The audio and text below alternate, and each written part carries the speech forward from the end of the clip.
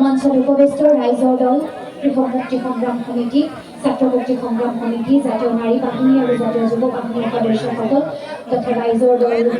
ইয়াৰ সমৰ্থনত থকা বিভিন্ন দল সংগঠনৰ শিৱসাগৰ জিলাৰ বিষয়ববীয়াসকল আজি আমি ইয়ালৈ আহি থাকোঁতে ৰাস্তাত বিভিন্ন প্ৰান্তত মানুহ লগেই পাই আহিছোঁ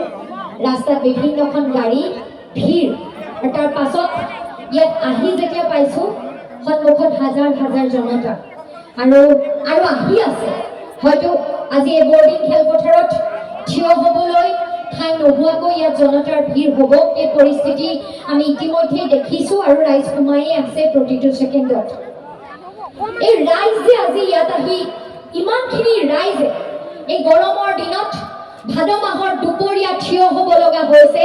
ৰাইজে আহি ইয়াত প্ৰতিবাদ মুখৰ হ'ব লগা হৈছে যি সময়ত আমাৰ খেতি পথাৰবোৰ নষ্ট হ'ল আমি পুনৰ খেতিত ধৰিব লাগে ভাদ মাহ সকলোৰে বিভিন্ন কাম স্কুল কলেজ মহাবিদ্যালয় আকৌ খুলিছে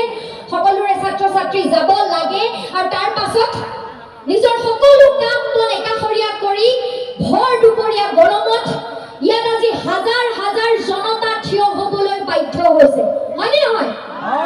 এই বাধ্য হ'বলগীয়া পৰিৱেশটো কোনে সৃষ্টি কৰিছে চৰকাৰ হিমন্ত বিশ্ব শৰ্মা বিজেপি চৰকাৰ শিৱসাগৰ জিলা প্ৰশাসন হয়নে নহয়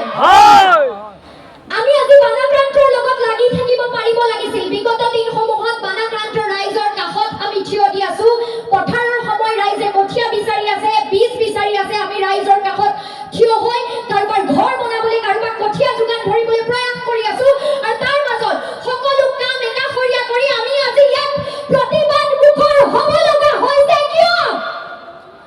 হিমন্ত বিশ্ব শৰ্মা চৰকাৰৰ হেমাহিৰ বাবে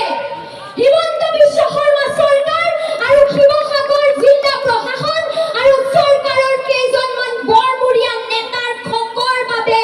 লোভৰ বাবে কাৰণ ৰাইজে পাবলগীয়া 15,000 টকাটো দিবলৈ ৰাইজে পাবলগীয়া 25,000 টকাটো দিবৰ সময়তো তেওঁলোকৰ হিচাপ নিকাচ বিজেপিকৰণৰ অন্ত নাই পৰা হয়নে নহয় কিমান ৰাইজে নাই পোৱা পইচা মই জেনিয়ে চাইছো সকলোৱে হাত দাঙিছে গতিকে প্ৰশ্নটো এইটোৱেই যদি ইয়াত উপস্থিত থকা সকলোৱে এই টকাটো নাই পোৱা তেন্তে টকাটো পাইছে কোনে ৰাইজে কৈছে বিজেপিৰ মানুহে পাইছে কাৰ টকা আছিল ক্ষতিপূৰণ দিয়া প্ৰতিটো টকা ৰাইজৰ টকা কোনো শিৱসাগৰ জিলাত ডিচিৰ পকেটৰ টকা নহয় হয় নেকি কোনো হিমন্ত বিশ্ব শৰ্মা সুকান্ত বৰগোহাঁই কোনো ধৰ্মেশ্বৰ কোঁৱৰ ময়ূৰ বৰগোহাঁইৰ দৰে নেতাৰ পকেটৰ টকা নহয় এই ৰাইজৰ টকা কিন্তু বানপানী কিয় হ'ল অসমত কোনেও পৰিকল্পনা নকৰা কল্পনা নকৰা সপোনতো নভবা নিচিন্তা এটা পৰিৱেশ অবিভক্ত শিৱসাগৰ জিলা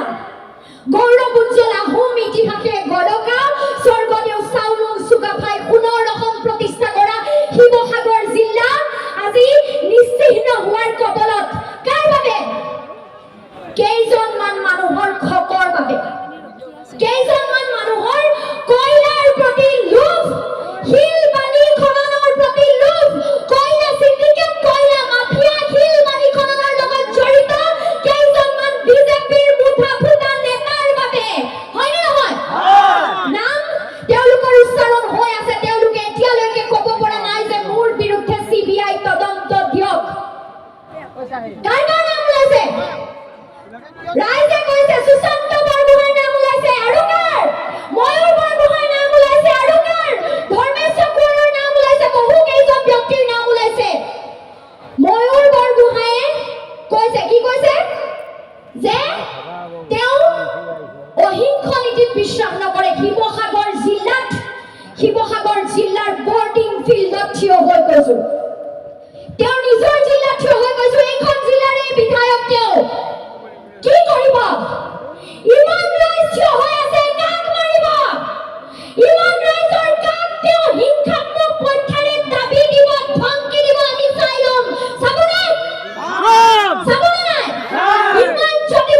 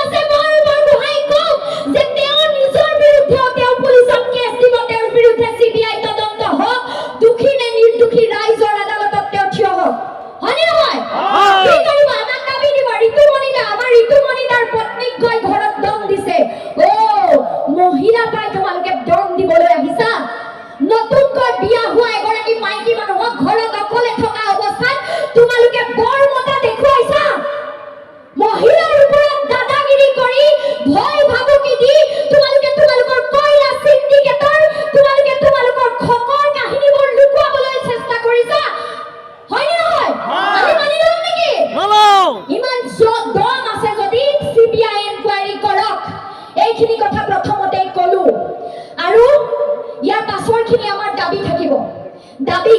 যে প্ৰতিটো বানাক্ৰান্ত পৰিয়ালক 10 লাখ টকাৰ সাহায্য দিব লাগিব লাগিবনে নাই লাগিব সকলো শেষ হৈ গ'ল মানুহে গোটেই জীৱন নিজৰ জীৱনৰ উপাৰ্জন খৰচ কৰি গোটোৱা প্ৰতিটো সম্পদ এটা এটাকৈ চকুৰ আগত বানপানীয়ে লৈ গ'ল গ'লনে নাই মহিলাগৰাকীয়ে নিজৰ বিয়াত গোটাই